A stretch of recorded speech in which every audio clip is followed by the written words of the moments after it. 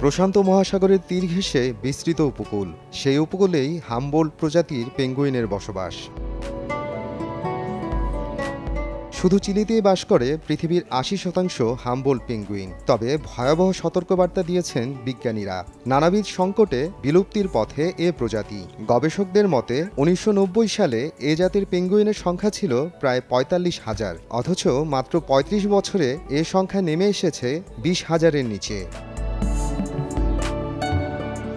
সম্প্রতি পেঙ্গুইনটিকে বিপন্ন প্রজাতি হিসেবে ঘোষণা করেছে চিলির পরিবেশ মন্ত্রণালয়। দেশের বিভিন্ন পরিবেশবাদী সংস্থা বহু আগেই এই প্রজাতিকে সংকটাপন্ন হিসেবে চিহ্নিত করেছে। খাদ্যের জন্য মাছ ধরার প্রতিযোগিতা, বাসস্থান হারানো, সমুদ্র দূষণ, বার্ড ফ্লু এবং জলবায়ু পরিবর্তন সহ নানা কারণে পেঙ্গুইনের সংখ্যা দ্রুত কমছে বলে জানান বিজ্ঞানীরা।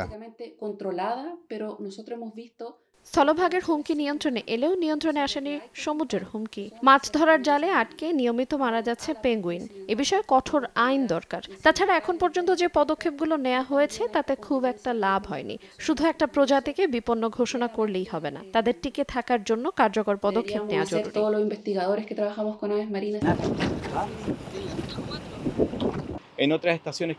পেঙ্গুইনদের জন্য হুমকি এখনো কমেনি, তবে কমছে তাদের সংখ্যা, কমছে প্রজনন। এভাবে চলতে থাকলে হামবোল্ট পেঙ্গুইন বিপন্ন থেকে চরম বিপন্ন হয়ে পড়বে, হয়তো কয়েক বছর পর হয়ে পড়বে বিলুপ্ত। তবে বিজ্ঞানীদের আশা এখনো খুব বেশি দেরি হয়নি। সঠিক নীতি ও সচেতনতা অবলম্বন করলে সংকটাপন্ন হামবোল্ট পেঙ্গুইনকে রক্ষা করা সম্ভব। মোহাম্মদ আফরানুল ইসলাম, সময় সংবাদ।